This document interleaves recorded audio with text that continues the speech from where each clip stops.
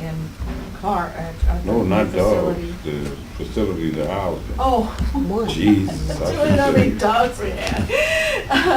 We have 2801 Clark. And if anybody hasn't been there yet, I really encourage you to do a walkthrough. It's Are we still subbing out to that that individual guy? What Stray Rescue will respond to are Citizen Service Bureau calls for stray dogs at large. We do stray dogs contained, we do aggressive dogs, we do bite dogs. The city does? Yeah, the city does. What about euthanasia? Our euthanasia rate is still about 50% in our shelter because we get so many aggressive dogs. But when you combine the animals that Stray Rescue takes in with what we take in, our euthanasia rates drop to about 20%. The Stray Rescue doesn't euthanize them, right? No, they're no kill. So that's why we leave them with the stray dogs at large. And because those are mostly friendly dogs, and we do the aggressive dogs. We don't ask Stray Rescue to help with aggressive dogs. And then they do abuse. They're part of the Mayor's Abuse Task Force, and they'll take abused dogs a lot of times. Before 2005, what did you do? Before 2005, it was just Gasconade, the facility down at Gasconade. You worked for the city before? Oh, me? Yeah. Yeah, I've got about 34 years of experience. I have an MPA and a BS from the University of Missouri. I worked for DNR for 12 years. I worked for the State Health Department for 17 years. I ran their Division of Environmental Health and Communicable Disease Prevention. And I set up the Center for Emergency Response and Terrorism for the state before I came here. I did not get along with Governor Blunt. No more questions. All right. Alderman French. Yeah, not too many questions. So first, I wanted to, I think when Alderman Williamson asked about the sexually transmitted diseases, you pointed out the decreases. You know, I do want to point out, though, that the situation is still not great in the city. According to the 2012 health assessment, which I think, I don't know if everybody has that, but that's a good document to distribute. Chlamydia rates are still 3.5 times higher than the U.S. rate. Gonorrhea rates are 5 times higher than the U.S. rate. HIV rate is double. And life expectancy is 3 years less versus the state and the rest of the country. And actually, if you look at zip code by zip code, it varies as much as 5 or 6 years. So we've got a lot of disparity and a long way to go. Yeah, can you make a copy, make those available to all the members? They're also on our webpage. If you go to the health webpage and then go to reports and data, you'll find 3 really informative reports. One's a community health assessment, which is a snap in time of where we are, you know, in the past year. One is the Regional Health Commission, which shows the 10-year trends. And the other one is Understanding Our Needs, which is 150 pages of every disease we know of, can think about, problem we have in the city, analyzed. The others kind of just pick some things. On your webpage, you Yeah. have access to. Yeah, but you can make a It's a lot. copy available. Really, the assessment is the one I was most interested in. It also had some really useful information of the really actual quotes from people, citizens who participated in the focus groups. A lot of them expressed this frustration with the health disparities, lack of access to healthcare services in many of our neighborhoods, a whole wide range of things. One of the things I want to ask you about, you mentioned that you personally were listed as a health service manager 1 or 2? 2. And in your budget, 2 of us in the department, in Department 700. yeah, that's right. So you got 2 of those. It was down at 1.5. I don't know how you did that. Janine Arraghi is the other one, and she was partially on the HUD grant. Okay. That ended, as you guys know. So we moved her to this tax. Okay. So this year, is she back now, or? She's just funding her funding source. That half of her position was on the HUD grant is now on. She's full time on use tax. Okay. Saying that right? So that's 2 positions. And you said you made 80 something? I make 82,000. So was the other? 82,600. So does the other person make more than you? Yes. Hmm. She makes about 98, I think. Well, doesn't seem fair, does it? So why, I guess the question is, why aren't you the director? Why haven't you been the Because director? the charter requires you to have a position, you have to be a physician, or you have to have a master's in public health. And I have a master's in public administration. Okay. Mhm. All right, so that distinction is costing you some money?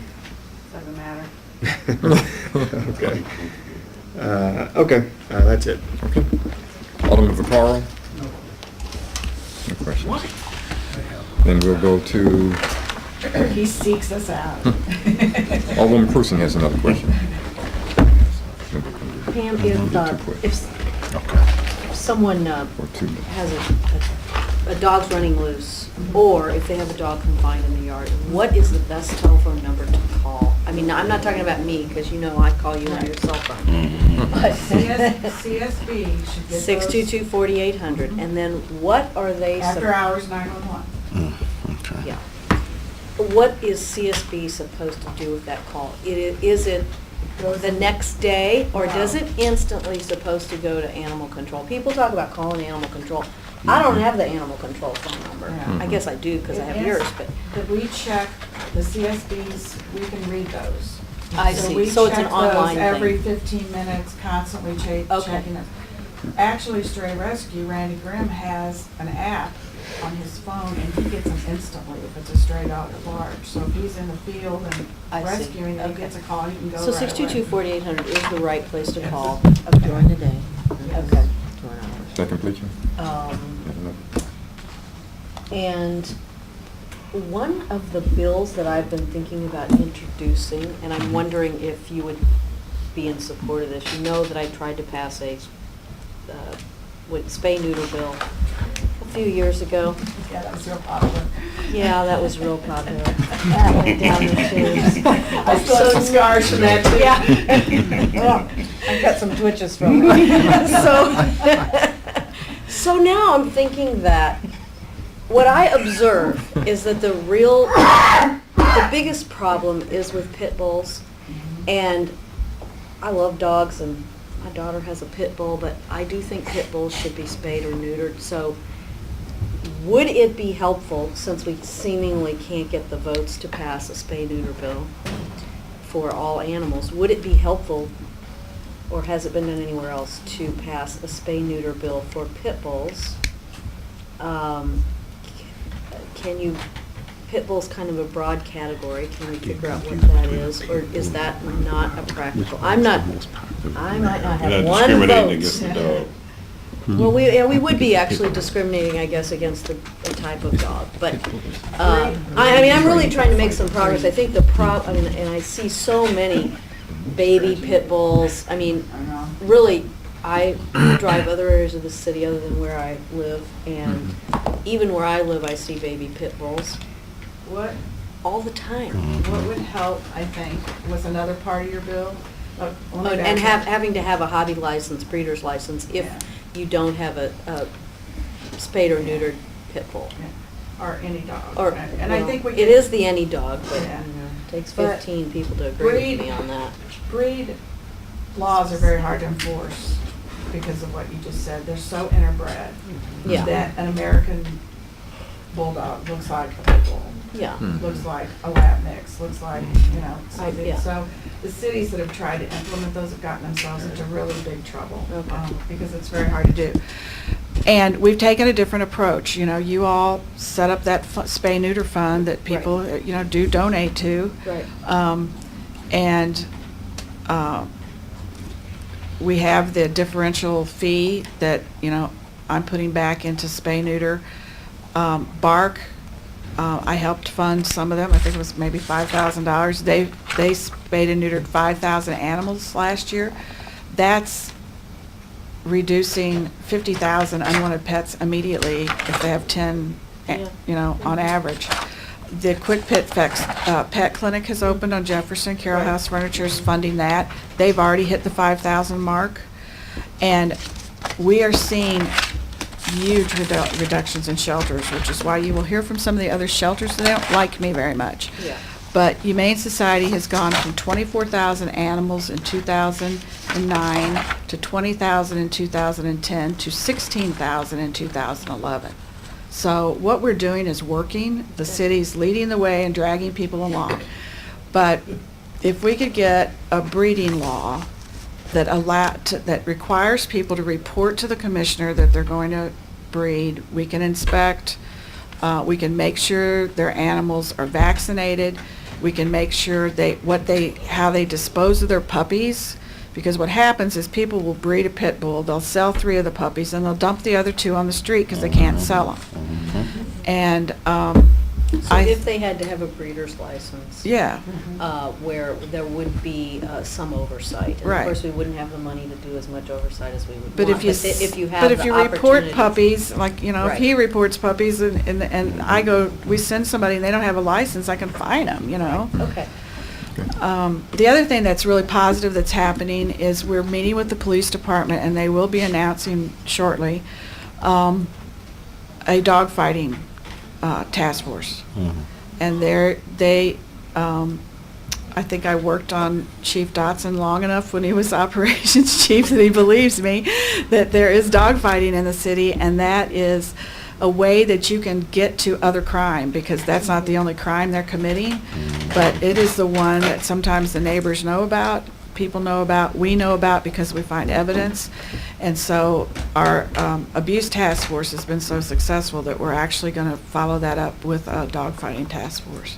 Thank you. Alderman Boyd. Yes, real quick, I have 2 minutes.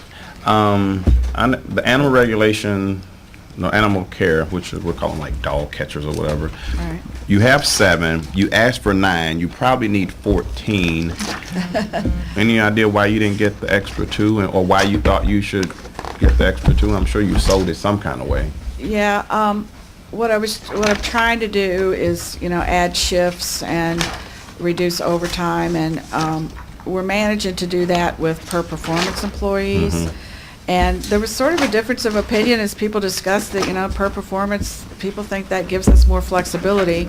It's actually hard to retain people as per performance. We're finding that with the vet techs.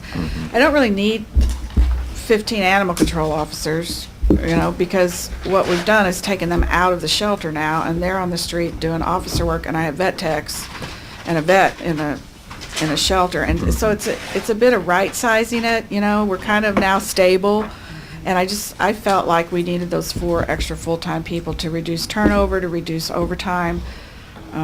It's working now, so I guess people thought So the they want to 7 give me that new you- stuff. The 7 that you have, I'm guessing they respond to the CSB complaints, and then are they Yes. just driving around looking for stray dogs as well? Is that part of their duties? They're in the field, yes. And do you have And them they're assigned divided to up? certain wards. Okay, they are divided by wards. Yeah. Okay. And some of them 2 of them come in at 7, and 2 of them stay till 6, and we actually started hotspot policing. They do hotspots. Okay. Around schools when school gets out, because one of the things when we really got epidemiologists started involved in looking at this, the problems with animals occur when animals and people are out on the street at the same time. So it's when people are jogging before they go to work. It's when they open the door and let the dog out in the morning to go to the bathroom and they don't care where it goes. Right. It's when kids are coming and going from school. And so by focusing on those areas where we got complaints during those hotspot areas, we've seen a reduction in complaints, particularly around schools. Because actually, I'm in my ward, I'm starting to see an increase of stray dogs. Okay. And it's starting to really trouble me, as well as cats. So Yes. tell me about the stray cats, because we have a real problem, actually, where I live with stray cats. Can we rent a cage? Can you guys come out and put a cage? Because I know they're more difficult to catch than a dog. Right. We can do that. What we're doing too is working with a group called the Treat, Neuter, and Replace Task Force. And when we get complaints about cats in a neighborhood, we'll ask them to go out first, and they actually talk to the neighbors and say, look, the city can trap these. They're feral, so they'll get euthanized. Or the TNR task force would trap them, take them to get them spayed and neutered, and replace them. I'm a big advocate of TNR, I'll tell you that right now. I think it's the only way to control the population. We were killing 1,700 cats a year, and the population was not being controlled.